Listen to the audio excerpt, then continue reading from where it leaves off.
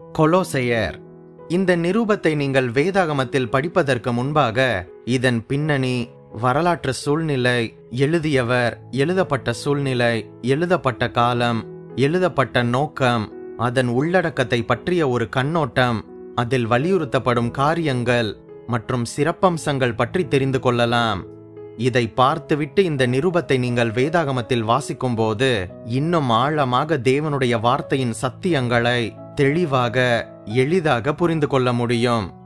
நம் Bible wisdom Tamil broadcast சேனலில் இணையவில்லை என்றால் ஒரு மெசேஜ் செய்து இணைந்து கொள்ளுங்கள். ஒருவேளை நமது சேனல் நோட்டிபிகேஷன்ஸ் உங்களுக்கு வரவில்லை என்றால் பெல் பட்டனை கிளிக் செய்து ஆல் என்கின்ற ஆப்ஷனை செலக்ட் செய்து கொள்ளுங்கள். இந்த நிருபத்தை எழுதியவர் அப்போஸ்தலனாகிய பவுல். இதன் மைய கருத்து இயேசு கிறிஸ்துவின் மேன்மை. எழுதப்பட்ட காலம் கிபி 62. முதலில் இந்த நிருபத்தின் பின்னணி பற்றி பார்க்கலாம். எபேசு பட்டணத்தில் இருந்து நேராக சுமார் 100 மைல் கிழக்கே சின்ன ஆசியாவின் தென்மேற்கில் லவோதிக்கேயாவின் அருகில் இருந்த நகரம்தான் இந்த கொலோசே என்கின்ற பட்டணம்.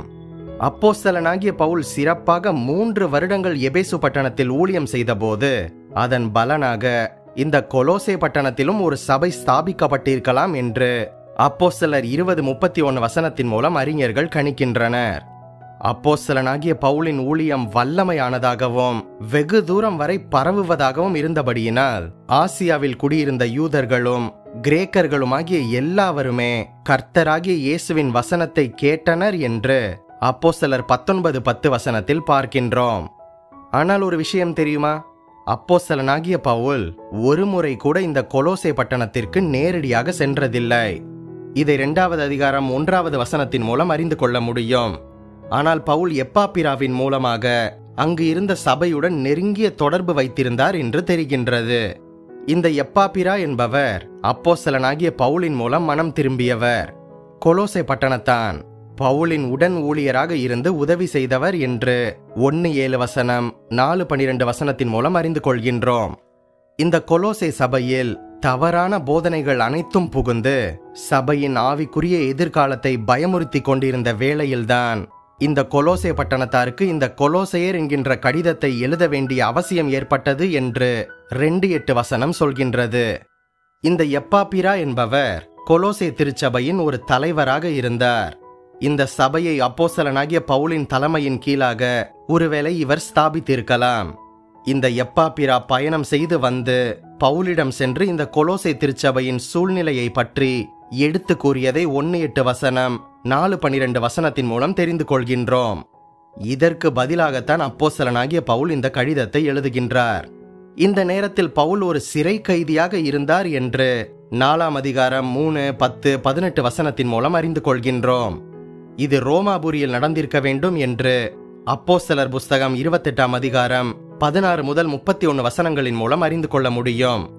பவுல் ரோம சக்கரவர்த்திக்கு முன்பாக மேல்முறையீடு செய்ய காத்திருந்தார் என்று அப்போஸ்தலர் 25ஆம் அதிகாரம் 11-12 சொல்கின்றது. பவுலின் உடன் ஊழியரான திதிக்கு என்பவர் பவுல் இந்த கொலோசையருக்கு எழுதிய இந்த கடிதத்தை கொண்டு சென்று பவுலின் சார்பில் கொலோசே திருச்சபையாரிடம் கொடுக்கின்றார். இந்த கடிதத்தில் கொலோசே திருச்சபையில் பரவி கொண்டிருந்த திரிபு கொள்கை பற்றி வெளிப்படையாக விளக்கப்படவில்லை. ஏனென்றால் அந்த கடிதத்தை வாசித்தவர்களுக்கு இது என்ன காரியம் என்பது புரியும். ஆனால் இப்படிப்பட்ட தவறான போதனைகளுக்கு எதிராக பவுல் கூறியதிலிருந்து நமக்கு தெரிய வருகின்றது என்னவென்றால், நற்செய்தியின் மையமாகிய இயேசு கிறிஸ்துவை திரித்து கூறியிருக்கின்றனர் என்பதை புரிந்து கொள்ள முடிகின்றது. இயேசுவை அவர்கள் குறைத்து மதிப்பிட்டிருக்கின்றனர். இது கிறிஸ்தவ போதனையில் ஒரு கலவையாக குழப்பத்தை அந்த காலத்தில் உண்டு பண்ணியிருக்கின்றது. வேதாகம உண்மைகளை தவிர கூடுதலாக யூத பாரம்பரிய கொள்கைகளையும் புறஜாதியார்களின் தத்துவங்களையும் அந்த கொலோசு பட்டணத்தில், குறிப்பாக அந்த கொலோசே திருச்சபையில் கலந்து போதித்தார்கள் என்பது உண்மை. இப்போதும் கூட சில சபைகளில் இது நடந்து வருகின்றதை நாம் பார்க்க முடிகின்றதல்லவா? அடுத்ததாக கொலோசையர் புஸ்தகம் எழுதப்பட்ட நோக்கம் பற்றி பார்க்கலாம். பவுல் 2 நோக்கங்களுடன் இந்த கடிதத்தை எழுதுகின்றார். முதலாவதாக, கொலோசே திருச்சபையில் பரவி குழப்பத்தை ஏற்படுத்தி கொண்டிருந்த மிகவும் அபாயகரமான தவறான போதனைகளை எதிர்த்து ஒழிப்பதற்காக அந்த மக்கள் படைப்பு, வெளிப்பாடு, மீட்பு, திருச்சபை ஆகியவற்றில் இயேசு கிறிஸ்துவின் மைய நிலையையும் இயேசு கிறிஸ்துவின் உன்னத தன்மையையும் குறைத்து மதிப்பிட்டனர். இதை எதிர்த்து சரிப்படுத்துவது பவுலின் நோக்கமாக இருந்தது. இரண்டாவதாக, இயேசு கிறிஸ்துவின் மூலம் விசுவாசிகள் அனுபவிக்கும் புதிய வாழ்க்கையின் உண்மை தன்மையையும், விசுவாசிகள் என்ன செய்ய வேண்டும், அவர்களது கடமைகள் என்னென்ன என்பதை வலியுறுத்துவதற்காகவும் பவுல் இந்த கொலோசையர் என்கின்ற கடிதத்தை அவர்களுக்கு எழுதுகின்றார். அடுத்ததாக இந்த கொலோசையர் நிருபத்தின் ஒரு கண்ணோட்டம் பற்றி பார்க்கலாம். இந்த கொலோசை திருச்சபைக்கு வாழ்த்துதல்களை கூறிய பின்பு அவர்களுடைய விசுவாசம், அன்பு, நம்பிக்கை, ஆவிக்குரிய நிலையில் அவர்களுடைய முன்னேற்றம் ஆகியவைகளுக்கு நன்றி கூறி பவுல் பாராட்டுகின்றார். இந்த நிருபத்தில் பவுல் 2 முக்கியமான விஷயங்கள் குறித்து எழுதுகின்றார். முதல் பகுதி சரியான கொள்கை மற்றும் போதனை. இரண்டாவது பகுதி விசுவாசிகளின் பரிசுத்த வாழ்க்கையில் அவர்கள் கடைபிடிக்க வேண்டிய காரியங்கள் குறித்த செயல்முறை அறிவுரைகளை பவுல் வழங்குவதை பார்க்க முடிகின்றது. சற்று விரிவாக பார்க்கலாம். முதல் பகுதி வல்லமையுள்ள கொள்கை மற்றும் விசுவாசியின் மீட்பு. அதில் குறிப்பாக இயேசு கிறிஸ்துவின் மகா உன்னத நிலை பற்றி பவுல் விளக்குவதை பார்க்க முடிகின்றது. இயேசு கிறிஸ்து மனிதருக்கான பிரதிநிதியாகிய மீட்பராக வந்தார் என்றும், அவர் படைப்பு கர்த்தர் என்றும், திருச்சபையின் தலைவர் என்றும், எல்லாவற்றையும் ஒப்புரவாக்குகின்றவர் என்றும், கொலோசை பட்டணத்து மக்களை தேவனுடன் ஒப்புரவாக்குகின்றவர் இயேசு கிறிஸ்து என்பதை விளக்குகின்றார். அடுத்ததாக தேவனுடைய ரகசியங்களை இயேசு கிறிஸ்துவில் காட்டுகின்ற பவுலின் ஊழியம் பற்றி கூறுகின்றார். குறிப்பாக கிறிஸ்துவின் துன்பங்களை நிறைவு செய்தல், விசுவாசிகளை கிறிஸ்துவுக்குள் பூரணப்படுத்துதல் பற்றி எடுத்துரைக்கின்றார். அடுத்ததாக தவறான போதனைகளை குறித்து பவுல் எச்சரிக்கையும் கொடுக்கின்றார். அங்கு நடந்த முதல் பிரச்சனையாக போதனை கிறிஸ்துவுக்குரியதாக இல்லை என்பது. அதற்கு தீர்வாக கிறிஸ்துவுக்குள் நிறைவடைந்த காரியங்கள் பற்றி பவுல் எடுத்துரைக்கின்றார். இரண்டாவது பிரச்சனை சமய பழக்க வழக்கங்கள் கிறிஸ்துக்குரியவைகள் அல்ல. அதற்கு தீர்வாக நீங்கள் இயேசு கிறிஸ்துவுடன் கூட சிலுவையில் அறையப்பட்டு விட்டீர்கள் என்பதை பவுல் எடுத்துரைக்கின்றார். அடுத்ததாக பகுதி 2. இதில் செயல்முறை அறிவுரைகளையும் விசுவாசிகள் எப்படிப்பட்ட வாழ்க்கையை வாழ வேண்டும் என்பதை பவுல் கூறுவதை பார்க்க முடியும். முதலாவதாக விசுவாசிகளின் தனிப்பட்ட வாழ்க்கை.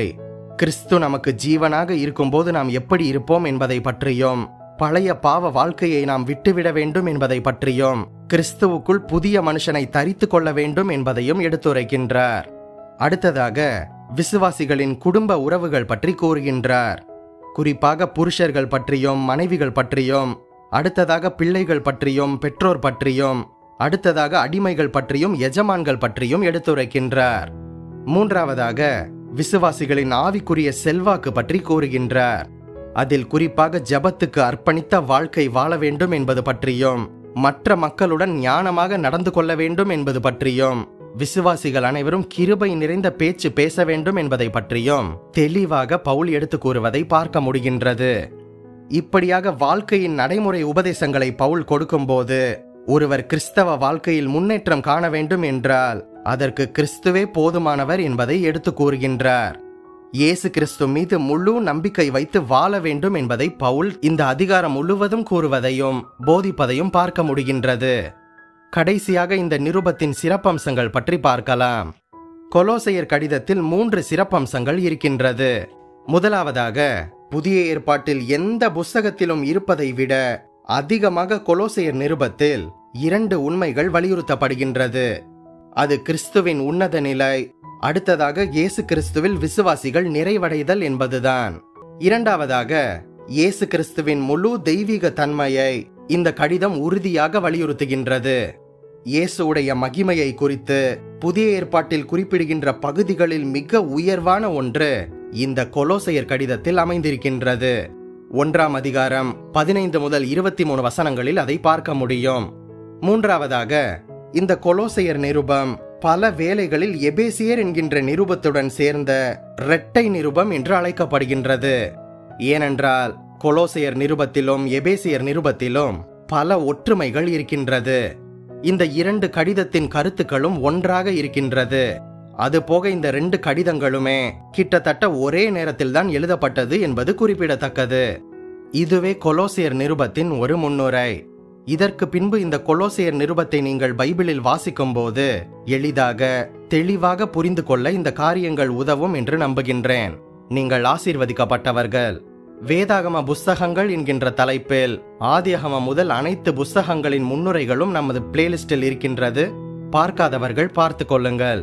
நம் பைபிள் விஸ்டம் தமிழ் சேனல் ஊழியங்களுக்கு உங்களால் முடிந்த உதவிகளை செய்யுங்கள். இந்த வீடியோவையும் நமது சேனலையும் உங்கள் கிறிஸ்தவ நண்பர்களுக்கு அறிமுகம் செய்யுங்கள். மறுபடியுமாக சொல்கின்றேன், நீங்கள் ஆசீர்வதிக்கப்பட்டவர்கள்.